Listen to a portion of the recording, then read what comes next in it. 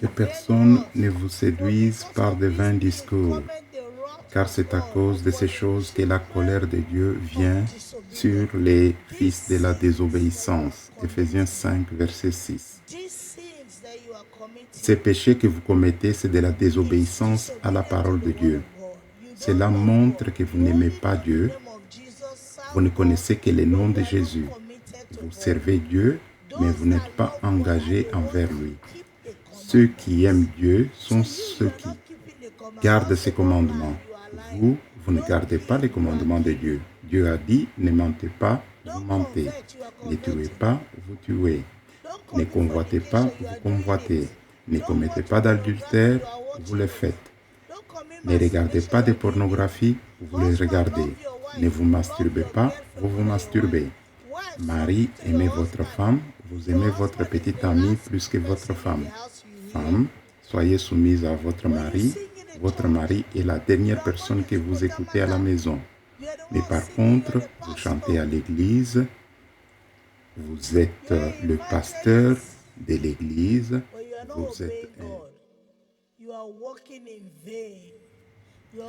vous êtes un évangéliste, mais vous n'obéissez pas à Dieu.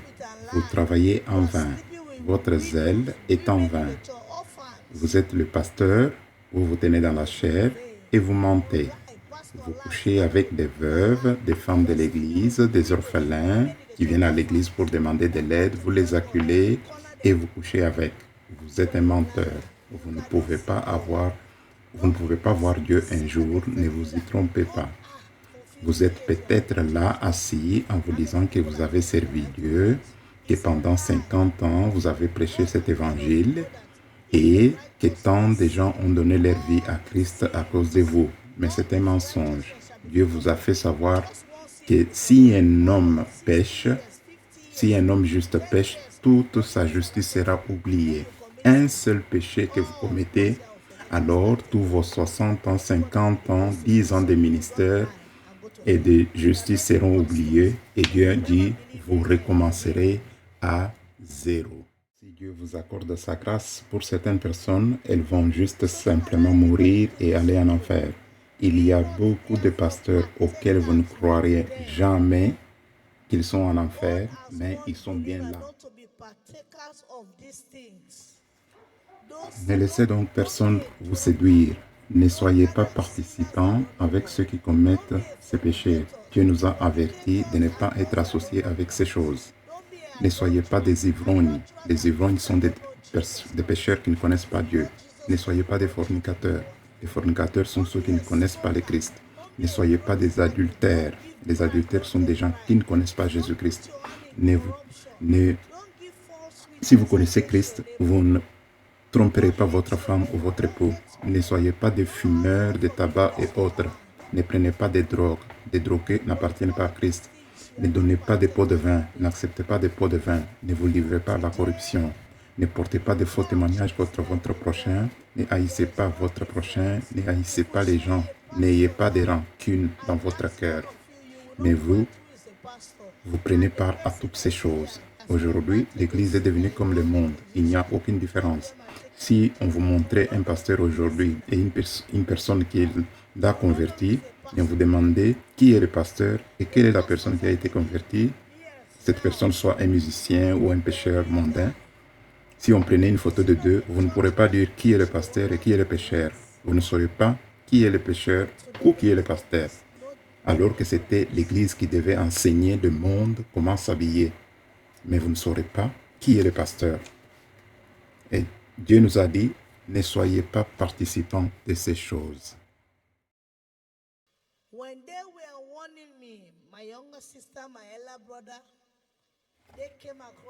Quand les membres de ma famille me mettaient en garde, ma petite sœur, mon grand frère, ils avaient découvert les églises de la sainteté, comme les Deeper Life Church, l'église de la vie profonde par la Bible, traduction, le Watchman Church, l'église de la sentinelle.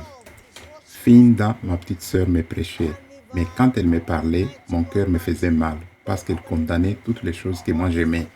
Les festivals de musique, les boîtes de nuit, les fêtes. les petits amis, l'alcool, toutes ces choses. Elle me disait, ne participe pas à ces choses. Ce sont des péchés. Reste à la maison, va à l'église, mène une vie sainte, éloigne-toi de ses amis. Je la regardais, je disais, comment vais-je survivre? Je devrais alors mourir. Ce n'est pas possible, Finda. Elle disait, ne fais pas ces choses, Linda, donne ta vie à Christ. Je ne la croyais pas. Pourquoi? J'aimais les choses du monde et les pasteurs, les églises que je fréquentais, elles aussi aimaient les choses du monde. Jusqu'à ce jour fatidique où le Seigneur a répondu à ses prières, car elle avait prié vraiment. Elle avait prié pour ses frères et sœurs. Elle était arrivée au point où elle a elle-même rétrogradé. Puis elle est revenue et a dit, je quitte cette maison, vous voulez me tuer. Et elle s'est reprise et a quitté la maison parce que mon frère aîné lui disait que cette maison est comme Sodome et Gomorrhe, qu'elle devait partir. Tant que Linda sera à la maison, tu ne donneras pas ta vie au Christ. Elle te persécutera avec ce qu'elle fait. Va-t'en, ce n'est pas bon pour toi d'être ici. Et elle est partie et elle a prié. Elle passait tout son temps à prier. Son pasteur lui disait qu'un jour, Linda prêcherait l'évangile. Elle venait me le dire. Je pensais simplement qu'elle voulait que je rejoigne leur église de la sainteté, l'église avec leurs jupes longues. Alors, quand elle me racontait ce qu'il disait, je ne l'écoutais pas, je ne prenais pas cela au sérieux, jusqu'à ces jours fatidiques.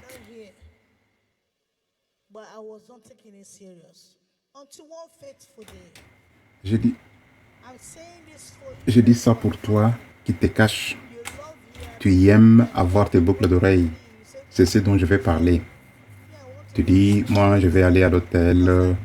Oui, je vais parler de toutes des boucles d'oreilles. Je vais parler des perruques sur vos têtes. Je vais parler du péché. Je vais parler des petits amis.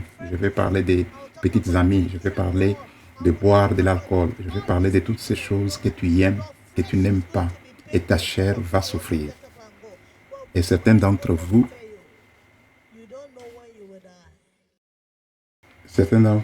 vous voudrez vous lever et partir. Mais avant de partir, laissez-moi vous dire que vous ne savez pas quand vous allez mourir.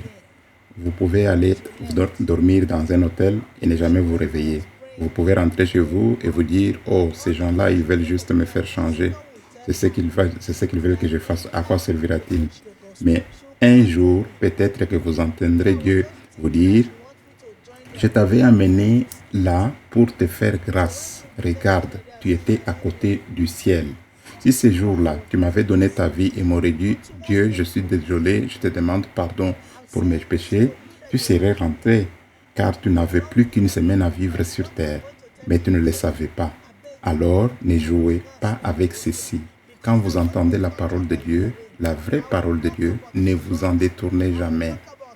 Moi-même, je faisais comme cela. Une fois, mon frère aîné m'avait invité à une croisade de l'église d'Hyper Life. Dadi Kumuyi était venu dans mon pays, le Sierra Leone. Pendant qu'il prêchait, je dormais. J'ai dit à la personne à côté de moi, s'il te plaît, quand il commencera à faire des miracles, réveille-moi. Oui, parce que je me disais, tous ces enseignements, ces gens, ces paroles, c'est trop. Non. Mais ce que je ne savais pas, c'est que je faisais du mal à moi-même. Aujourd'hui, j'ai compris que je faisais cela contre moi-même. Je ne faisais pas à quelqu'un d'autre, mais c'était à moi-même que je faisais du mal.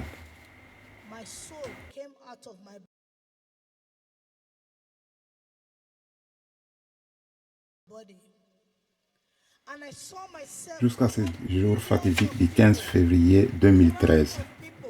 Là, j'ai eu ma rencontre. Dieu a pris mon âme. Mon âme est sortie de mon corps et je me suis vu parmi une multitude de personnes, une foule de gens, et je marchais avec eux. Je ne savais pas où nous allions. L'endroit que je voyais m'était complètement étranger. Je me demandais, c'est où cet endroit? Où sont mes frères et mes sœurs? Je ne vois plus de voitures, je ne vois plus de maisons, je ne vois rien. La seule chose que je pouvais voir et reconnaître étaient des êtres humains qui marchaient avec moi. Et alors, puis j'ai remarqué que nous étions tous nus, nus comme à notre naissance. Pour vous qui gaspillez votre argent, qui marchez, qui achetez des voitures, qui achetez des vêtements, parce que c'est à la mode. Vous ne voulez pas suivre Dieu, je vous l'ai dit, vous laisseriez tout cela ici et vous partirez tout seul et tout nu. Quand ils vous tortureront de l'autre côté, vous regretterez et vous direz, ah, Est-ce à cause de ces choses que je suis torturé ici et ces choses ne sont même plus ici avec moi? Pour d'autres, votre seul but dans la vie est de chercher à avoir de l'argent, avoir beaucoup d'argent, mettre de l'argent à la banque. Vous ne pouvez pas donner à Dieu. Vous ne pouvez pas soutenir la maison de Dieu, le travail de Dieu. Vous ne vous en souciez même pas. Vous construisez une maison après l'autre. Une première, une deuxième, une troisième.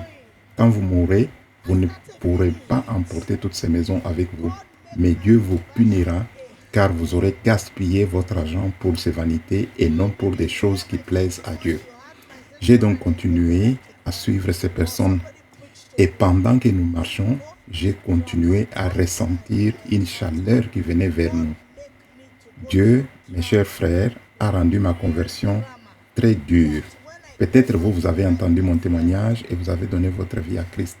Ou quelqu'un vous a prêché l'évangile et vous avez donné votre vie à Christ. Mais pour moi, Dieu a dramatisé ma rencontre. Dieu m'a fait vivre un drame, un vrai drame. Et quand je suis revenu à la vie, je crains Dieu.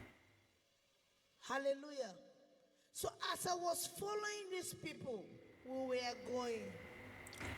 Je crains Dieu au point que si je fais quelque chose de mal, mon mari me dit, reste tranquille, je ne dormirai pas la nuit parce que je me dis que si je ferme les yeux et que je meurs, où vais-je me retrouver? J'ai peur. Alors que je suivais ces gens, nous marchions, je les suivais, la chaleur augmentait. Puis je me dis, mais d'où vient cette chaleur? J'ai levé les yeux, je ne voyais pas de soleil, j'ai regardé autour de moi, je ne voyais pas de feu, car c'est ce qui apporte la chaleur. Comme nous disons que le soleil est trop chaud ou qu'il y a du feu ici, je ne voyais rien. Mais d'où venait cette chaleur? À quel point que mon corps était comme en train d'être déchiqueté. La chaleur était trop forte. J'ai donc décidé de ne pas continuer.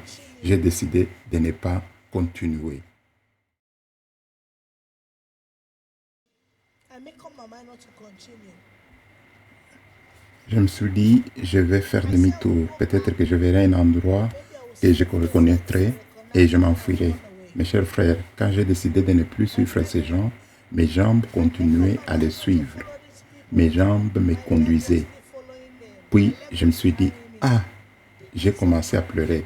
Que m'arrive-t-il? Qui me contrôlait?